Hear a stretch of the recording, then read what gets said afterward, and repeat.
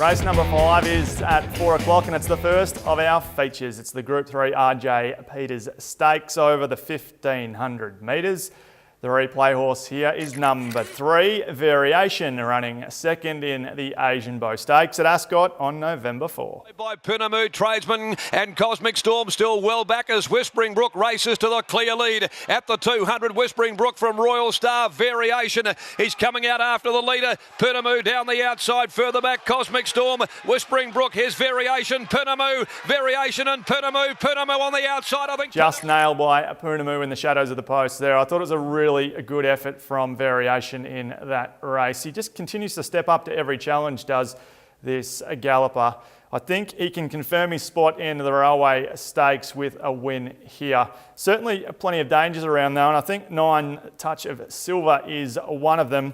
He ran the quickest last 600 metres behind Pinamu in that same race. He's only had 9 starts, has this 5-year-old, but he's certainly on the up and can put in another good performance here. The 7 Royal Star goes in for third, can certainly win this race, but is a third pick as I speak. Sat on that solid tempo, and I thought fought on really well in the vision we just saw.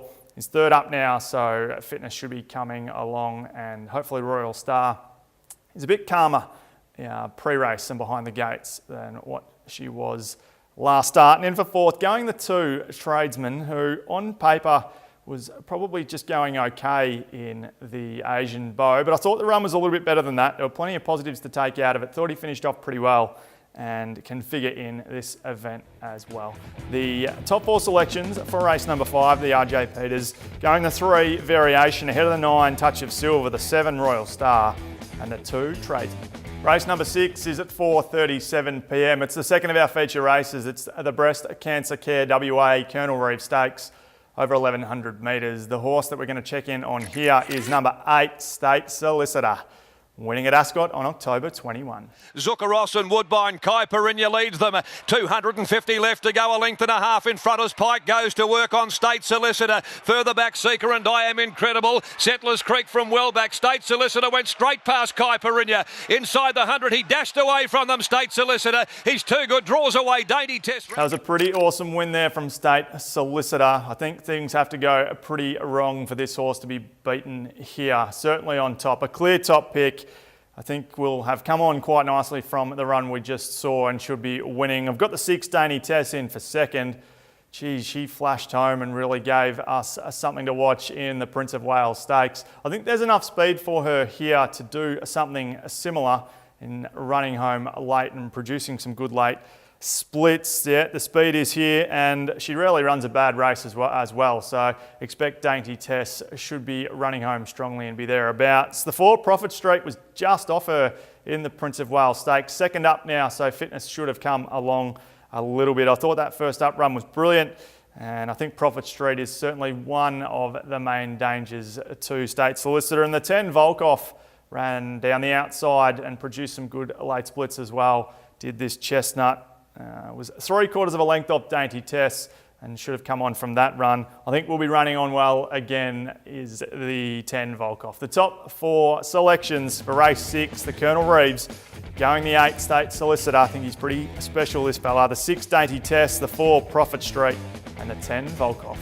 Race number 7 is at 5:12 and it's the David Gray's AgLink WA Champion Fillies Stakes over the mile. The replay horse here is number 4, Mickey Moto, splitting Art Series and Sophia's Secret to take out the Burgess Queen on November 7. At the front and she'd kicked away. Art Series pulled off the fence, sets after her. Necklet down the outside, winding up Ocean Jewel. Also Mickey Moto further back, Perfect Jewel. Coming to the 150, Sophia's Secret clear. She's a length and a half, Ruby a miss, but look at Mickey Moto. It's Mickey Moto gunning them all down in the middle. Pike drove her through in the centre. She's too good. That was an absolutely outstanding win there from Mickey Moto. William Pike sticks here and she's drawn superbly in barrier number 3. I think bad luck is the only thing that gets her beaten here. She goes on top from the 2 Art Series, who hasn't missed a place in 9 career starts, this girl. She's also drawn to get favours in barrier number 5. She's pretty tough. Expect her to certainly challenge and be in this for a long way. The 5 Sophia's Secret goes in for third. I love the way this horse, she just kicks off the bend so nicely. Expect her to do so again. She'll give them something to chase. She's drawn wide, so she'll have a bit of work to do to get across from the gate. The mile is a little bit of a query, and it was quite a tough run in the Burgess Queen, but the 2 starts prior were quite soft, so anticipate that she should have a little bit left in the tank coming into this event. I'm certainly not writing her off, her being the 5, Sophia's Secret. And in for 4th, going the 6, Showcase. I thought made some good ground in the Burgess Queen late and can certainly run a place here. But I'm going the stablemate, the 4, Mikimoto on top. From the 2 Art Series, the 5, Sophia's Secret, and the 6, Showcase in the Champion Filly Stakes. Race number 8 is at 5:47. It's the Feral Brewing Co. handicap over 1,800 metres. The replay horse is number 10, Come Play With Me, winning at Northam on November 9. Weaving its way through, he's threading his way through traffic, picking off runs one by one. Vino Beneteau and Feeder Merit's the widest of them, but Come Play With Me has sprinted through quickly. He's come from last, Come Play With Me. He chanced his hand, he hit the front, Feeder Merit down the outside. Brilliant ride here to win the last on Come Play With Me. Beat Certainly got favours there. The speed was on, but still had to weave his way through the gaps and hit the line a winner. I take note of the 2 starts prior when had no luck at all when a mile off Roganella. Had Come Play With Me taken the right path, I think probably would have only been a length to a length and a half off Roganella, who was second to 3 Secrets. I think if Roganella was in this race, he'd certainly be winning it, particularly off the last run that he had. So going the 10, Come Play With Me on top in the last. From the 12, Liberty Rise, who rocketed home last start at 150 to 1 behind Proper Antes.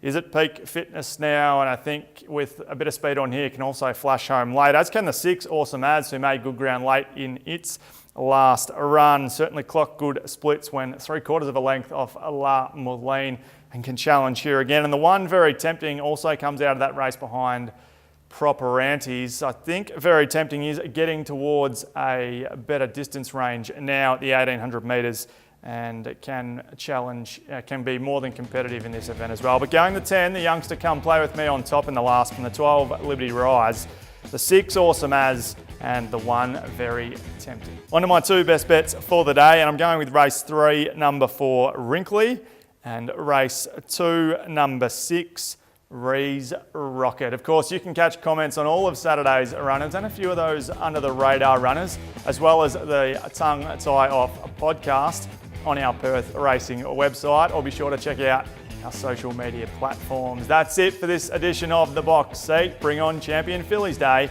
at Ascot.